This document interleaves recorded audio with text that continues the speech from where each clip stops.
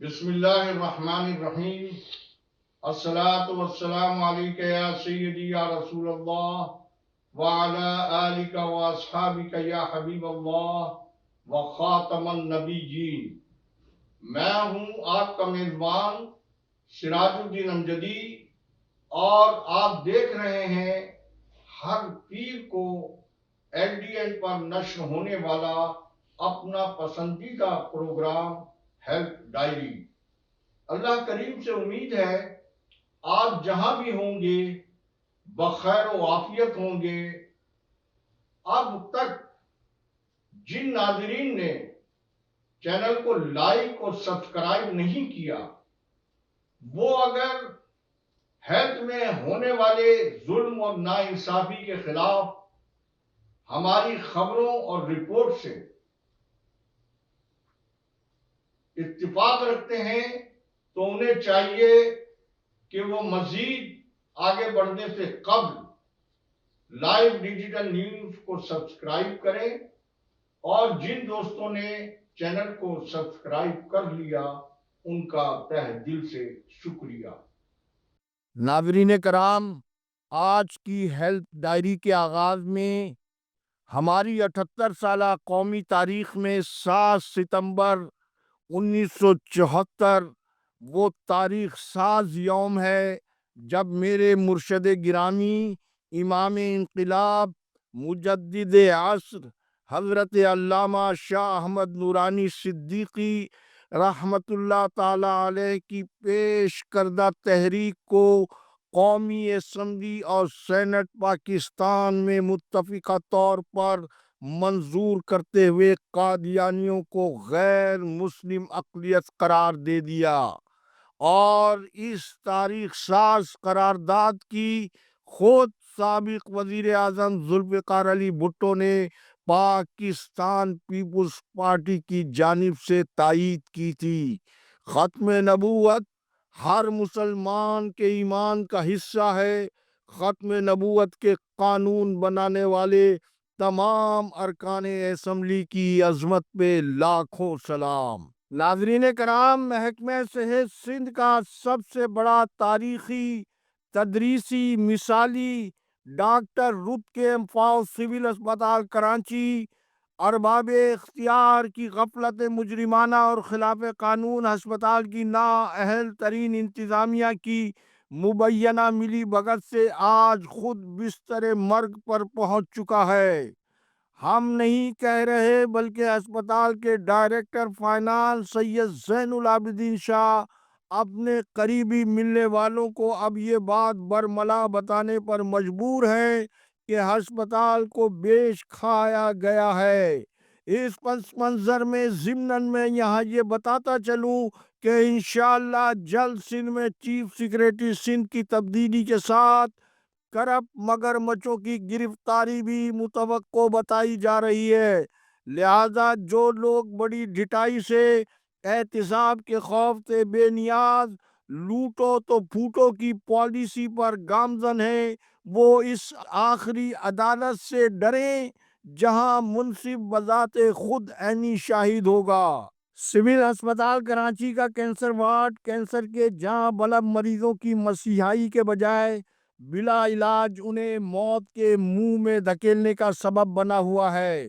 کیونکہ بدقسمتی سے ہسپتال کے خلاف قانون ایم ایس ڈاکٹر خالد حاجی جی بخاری کلینک والے اور نیرولوجی کی ڈاکٹر شمائلہ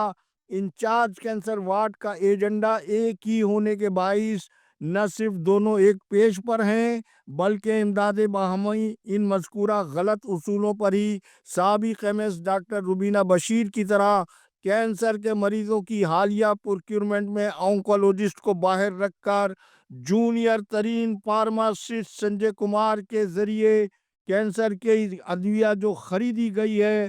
اور جو بیرون ملک چلے جانے والے زواد خان کی جوڑی دار کے طور پر سنجے کمار تکنیکی کرپشن کی مہارت کی شناخت رکھتے ہیں، اس نئے کرپشن پر ہسپتال کے فرض شناس ملازمین سمیت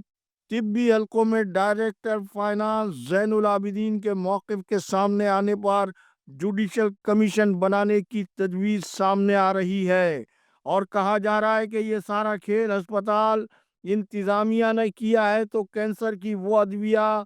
جو موجودہ ایم ایس کی سربراہی میں خریدی گئی ہے، اب وہ خود تو ملزم ہوتے ہوئے کینسر ادویہ کے نئے اسکینڈل کی اپنے بارے میں کیسے تحقیقات کر سکتے ہیں؟ لہٰذا ماضی قریب میں لیاری جنرل اسپتال کی طرح جوڈیشل کمیشن بنانے میں محکمہ صحت کے ارباب اختیار کو تاخیر نہیں کرنی چاہیے۔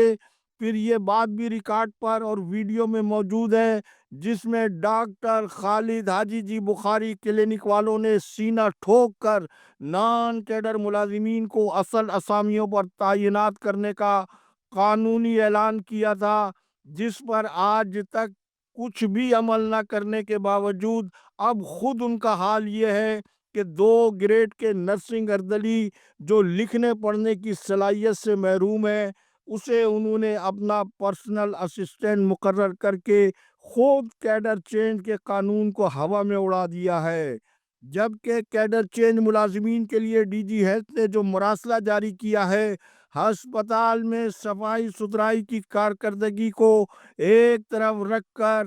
سول اسپتال کے ایم ایس یہ بتائیں کہ انہوں نے کیڈر چینج ملازمین کی فہرست تیار کی ہے یا نہیں۔ پھر سندھ گورنمنٹ اسپتال لیاقت آباد میں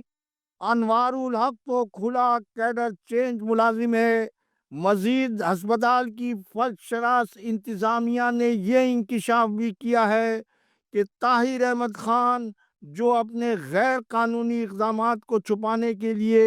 ایک سیاسی جماعت کی چھتری کو اپنے مفادات کے لیے استعمال کر رہا ہے، وہ ڈاکٹر عتیق قریشی کی تحقیقاتی کمیٹی کے مطابق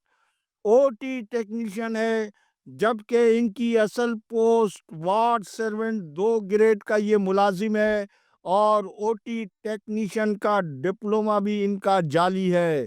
اسی طرح ایاز خان ای سی جی ٹیکنیشین نہیں بلکہ یہ بھی وارڈ سرونٹ ہے اور اس کا ڈپلومہ بھی جعلی ہے۔ اسی لیے یہ دونوں ملازمین آج تک اپنی اصل اسامیوں پر ڈیوٹی دینے کے بجائے اپنی سہولت کار میٹرن غزالہ شاہین سے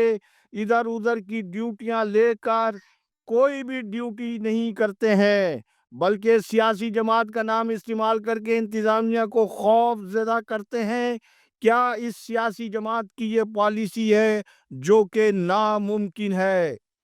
حیرتناک طور پر ایاز جعلی ای سی جی ٹیکنیشین 3 ماہ کی چھٹی پر ہونے کے باوجود ایم ایس کے دفتر میں ڈاکٹر عاطف کی الوداعی تقریب میں موجود ہیں۔ ان کی یہ تصویر پہلے ہماری اسکرین پر ملاحظہ فرمائیں۔ آپ نے یہ گروپ فوٹو دیکھا۔ ڈاکٹر عتیق الرحمن قریشی یہ بتائیں کہ ممکنہ سیلاب کے پیش نظر انہوں نے اپنے کزن سیکریٹری صحت کی جانب سے چھٹیوں کی منسوخی کا جو حکم دیا گیا تھا اس پر عمل درآمد کو یقینی بنایا ہے یا نہیں؟ مزید تفصیل انشاءاللہ کل کی خصوصی رپورٹ میں۔ ناظرین، پہلے آپ ہماری اسکرین پر محکمہ صحت سندھ کی جانب سے ارسال کردہ ایک حکم نامے کا عکس ملاحظہ فرمائیں، جس کے مطابق 89 ڈیز کے ٹیکنیکل اور سپورٹنگ اسٹاف کو واجبات ادا کر کے انہیں فارغ کر دینے کا حکم دیا گیا ہے۔ یہ حکم سندھ سروسز ہسپتال کراچی کی انتظامیہ کو جاری کیا گیا۔ اسکرین پر حکم نامے کا عکس ملاحظہ فرمائیں۔ یہ حکم نامہ 26 اگست 2025 کو خورشید احمد سیکشن افسر بجٹ نے جاری کیا۔ آج 8 ستمبر ہونے کے باوجود ہسپتال کے ڈیفیکٹو ایم ایس وہاب اللہ یوسفانی، جن کی ملازمت تاحال سوالیہ نشان ہے، ان کے ماتحت ڈاکٹر غلام حسین بروہی اور ڈاکٹر سکندر اقبال محکمہ صحت سندھ کے ایک مشکوک ملازم کے رائٹ اور لیفٹ ہیں۔ قومی خزانہ لوٹنے کی جو تاریخ اس 3 ٹرائکا کے دور میں رقم ہو رہی ہے، سندھ سروسز ہسپتال کراچی کی تاریخ میں آج تک لا قانونیت کا اتنا برا دور کبھی نہیں آیا ہے۔ تاحال محکمہ صحت کا یہ حکم نامہ سول سروسز اسپتال کراچی میں سربستہ راز اور ملازمین کی تنخواہوں کا کچھ پتہ نہیں کہ وہ محفوظ ہیں یا لوگوں کی جیبوں میں جا چکی ہیں۔ انشاءاللہ باقی کل۔ اللہ حافظ۔ پاکستان زندہ باد، کرپشن مردہ باد، عوام و افواج پاکستان